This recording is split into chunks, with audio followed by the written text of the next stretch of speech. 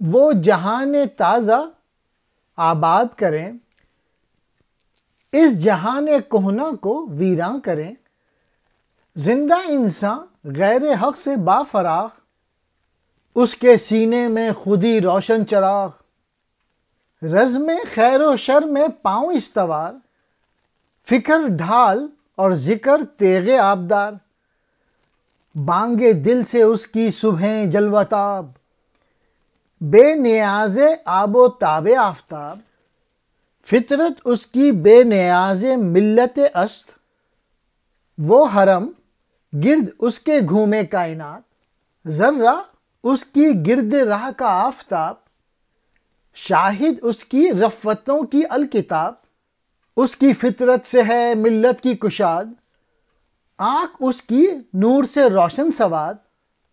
مہو قرآن و خبر میں ہو ذرا، اور پھر ہو جا خودی سے آشنا۔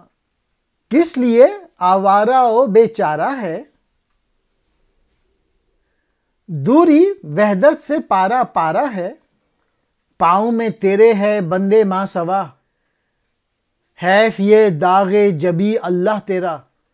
میر خلیل اس مکر پنہانی سے ڈر، اس ضیائے روح افغانی سے ڈر۔ علامہ اقبال کہہ رہے ہیں تاکہ وہ ایک نئی دنیا وجود میں لائے، وہ اس قدیم دنیا کو درہم بھرہم کر دے۔ نئی دنیا سے مراد ایسی دنیا جو پیغمبروں کے انداز کی حامل ہوگی۔ لوگوں کی بنائی ہوئی دنیا کو درہم بھرہم کرنے کا مطلب یہ ہے کہ وہ اسے ذرا بھی اہمیت نہیں دیتا۔ خدا کا خاص بندہ اللہ کے سوا باقی تمام کائنات سے خود کو دور رکھتا ہے، خود ہی سے اس کے وجود میں روشنی ہو جاتی ہے۔ نیکی اور بدی کی لڑائی میں وہ بڑا ثابت قدم ہوتا ہے۔ اس کا ورد ذکر اس کی تلوار ہے، جبکہ اس کی فکر، اس کی سوچ اس کے لیے ڈھال کا کام دیتی ہے۔ یعنی وہ اپنی ذات پر غور و فکر کی ڈھال سے ایسی قوتوں سے اپنے دفاع کا استعمال کرتا ہے۔ ذکر و فکر صوفیانہ اصطلاحات ہیں۔ اس کی صبح کا آغاز اس اذان سے ہوتا ہے جو اس کی روح سے بلند ہوتی ہے۔ اس سورج کی روشنی سے وہ اس کی صبح طلوع نہیں ہوتی جو مشرق سے طلوع ہوتی ہے۔ یعنی بندہ مومن کی اذان سے انسانی زندگی کی رات صبح میں بدل جاتی ہے۔ اس کی اذان کی آواز بلند کرنے سے باطل کے سب اندھیرے چھٹ جاتے ہیں۔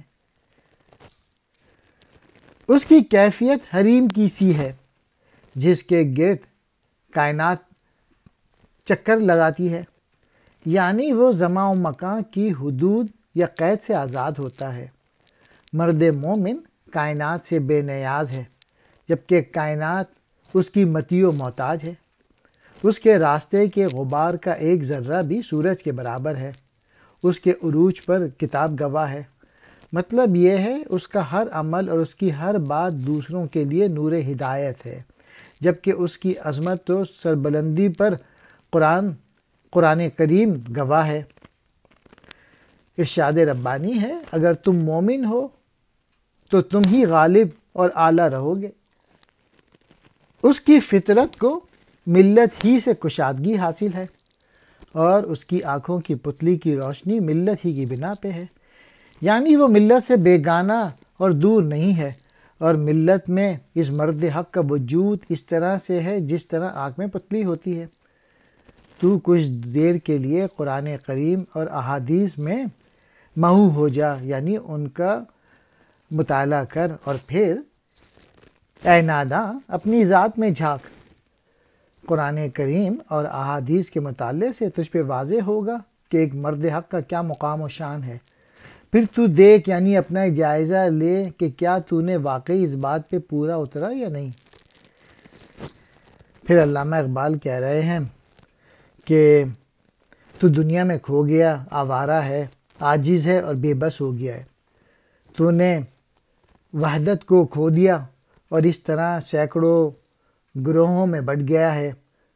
مرکزیت اور ملی وحدت ختم کر کے قبیلوں میں بٹ گیا ہے۔ تیرے پاؤں میں غیر اللہ کی بیڑیاں ہیں۔ میں تو تیرے اس داغ سے جل گیا، زخمی ہو گیا ہوں جو ظاہری عبادت سے تیری پیشانی پہ پڑ گیا ہے۔ اس سے یہ بھی مراد ہو سکتی ہے کہ تو غیر اللہ کے آگے جھکتا ہے، یا کہ یہ بس تو دنیا کا غلام ہو کے رہے۔ پھر اقبال کہہ رہے ہیں، اے قوم کے سردار چھپے ہوئے مکر سے ڈر، تو اپنے نقصان سے ڈر، یعنی دشمن اس کوشش میں ہے کہ وہ اپنے مکر و فریب سے تم لوگوں کو، قبیلوں کو ایک دوسرے سے دور رکھ کر اس کی وحدت کو ختم کر دے۔ تو اس مکر و فریب سے ہوشیار رہ۔